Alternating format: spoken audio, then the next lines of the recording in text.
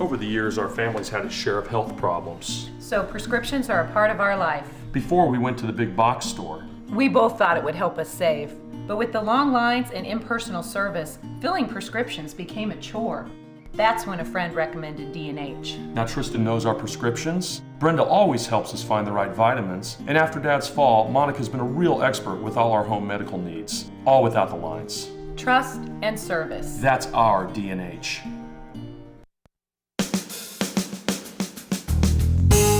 Good morning and welcome to Radio Friends. It's Thursday, January 16th, and our guest today is a retired professor at University of Missouri, Mel Zelenak. Good to have you here. Great seeing you again. And Happy New Year to you. Happy New Year to you as well. Now, when you were a professor, you used to teach home economics, you taught real estate, you taught... I taught consumer protection. Consumer protection. And I taught a class called Consumer Economics that we changed into a class called Consumer as Entrepreneur. Yeah, and today we're going to talk about entrepreneurship. Yes. Now, in that class, we covered, basically, we had 3 required books. One, of course, was my infamous textbook. Yeah, you're the one that you wrote. Yeah. The second one... Is that still on the market, by the way? It is, but actually, I have a co-author now, and I'm not certain it's going to be revised anymore, so that may die. But that's still, I think, in discussion stages with the publisher. The second book was the greatest investment book you'll ever read. Now, the consumer economics book basically was a lot of the stuff that we've covered over the years on the show. Buymanship techniques, how to protect yourself as a consumer, wise deals in the marketplace, travel tips, and so forth. So that was a very practical, easy read.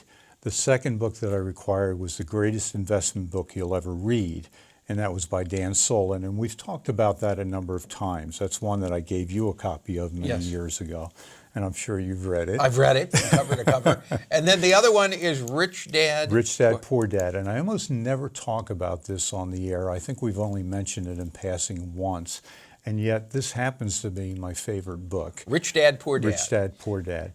And it's been around since 1998. It's sold approximately 30 million copies already, and so it's been a #1 bestseller for many, many years. But it's a very, very easy read, but it's difficult to understand because the mindset of it is so much different from what we were told. As a matter of fact, I thought about this because my son-in-law and I were chatting about Rich Dad, Poor Dad, and he mentioned that he never had this kind of exposure in his classes in the college that he went to. So what is the information in this book that is so different from the way we think? Well, let me just give you basically 5 of the lessons that are in here, and it seems very easy, but I'm going to ask you to explain them. Know the difference between an asset and a liability, and then buy assets. That's what Kiyosaki says will make you financially independent. So again, this is in Rich Dad, Poor Dad. Rich Dad, Poor Dad. Know the difference between an asset and a liability, and then buy assets. And that's how you become financially independent. That's one way. What is the difference between an asset and a liability? Well, you tell me. That's a question. Well, with an asset, when I do a report on my personal finances, it will show my assets and it will show my liabilities. Basically, the liabilities are what I owe money on. The assets are, say, what I'm worth. What I own is worth a certain amount. Okay, then we're going to bring up the controversial part of this. What about your home, your personal residence? Is that an asset or a liability? Well, I think of it as an asset. Well, it's on your it's an asset on your net worth statement. Right, it is.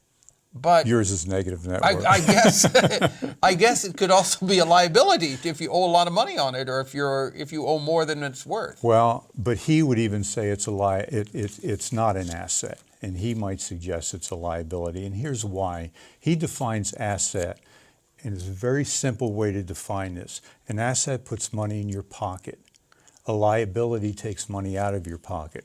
So therefore, for example, with a house, he would say that's an asset. I mean, that's a liability. Because you're having to continuously pay to keep that house going. Correct. Okay, but if you own a piece of land and you're renting that land, that would be an asset because As long as it's putting more money in your pocket, basically, than it's taking out of your pocket, that's an asset. That's an asset. That's a great way to look at it, Paul.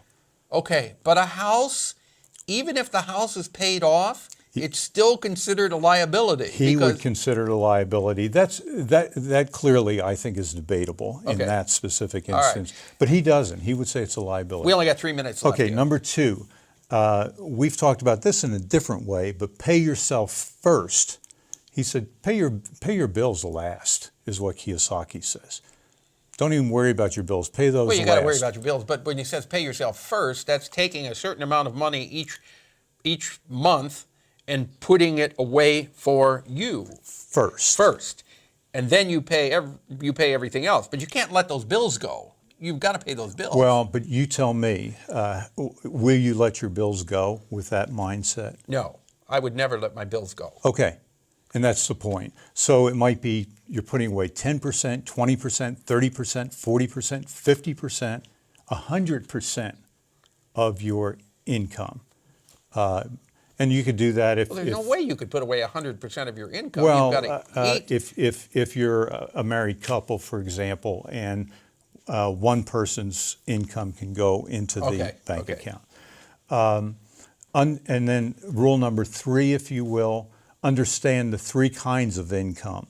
The income that we always think of is earned income, and that basically you get from a job. Right.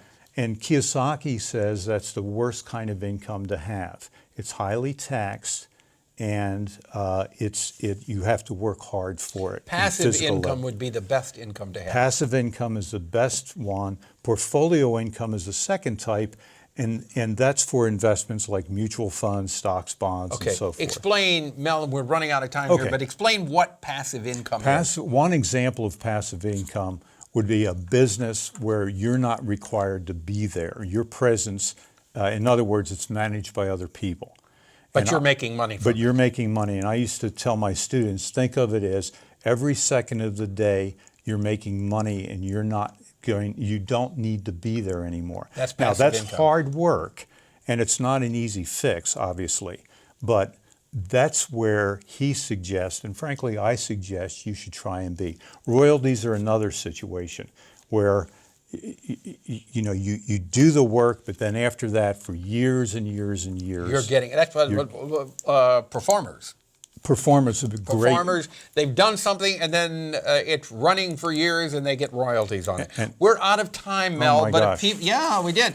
Rich Dad, Poor Dad is a book to read. It's in the public library, audio tapes on it. It's ideal for teenagers and young adults. All right. Mel Zelenak, and for more information, Mel, the website. Well, it's Cruise. Contact me at cruise@centurytel.net. All right. Happy New Year to you, Mel Thanks. Zelenak. Good Thanks, having Paul. you here. Tomorrow, Joan Stack, State Historical Society. Our program directed by Travis McMillan, Reynolds Journalism Institute. Audio is Pat Akers from KBIA, but actually Pat's not here today. It's Kyle Felling. And our assistant producer and guest coordinator, Uncle James Mauser, floor director, Sifan Oyang. Bye-bye.